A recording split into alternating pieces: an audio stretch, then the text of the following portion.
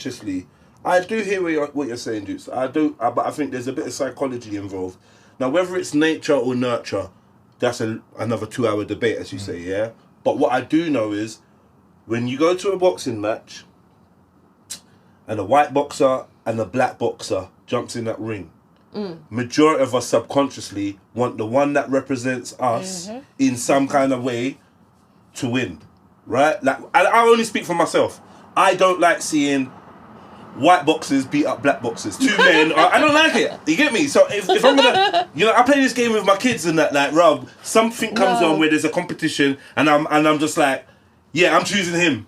That's my guy. That's me. Like, we just do that, just like to see who wins. But I know subconsciously, I always go for what kind of represents me, and I think that you're right. That would be the majority, but I wouldn't. So then, if we put that into group, like, say, a business kind of place, or a shopping centre, and we got a white shop and a black shop. Yeah. Me knowing that I've worked in retail, I've had business, I've done all of these things. I've worked in marketplaces, and I can see that there's a subconscious choosing of your own.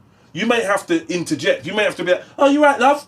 Let her know. Oh, right, okay. He doesn't sound like what I thought he would. You're right. Yeah, come and look at this. Oh, this would be beautiful for you. So I've got to work extra hard to get you to see that.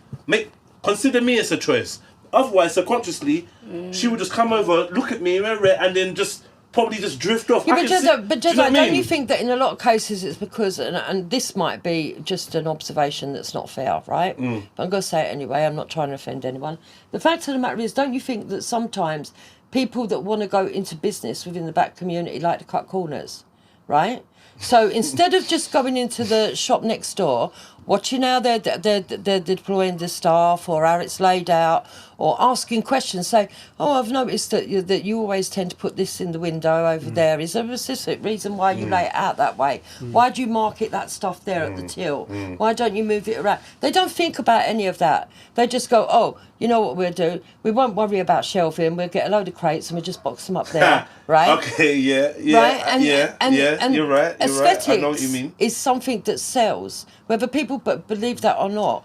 If something looks cleaner, tidier, order. There's some truth to that. Being a Nigerian man growing up in Peckham, I know what the Nigerian shops look like compared to Woolworths or whatever. I get it. Right? Isn't that just trying to give? That's what I was going to say. Isn't that trying to give a taste of home? Yeah, but does it work in the high street, and is it going to yield the results that you want? It could go. Is it collectively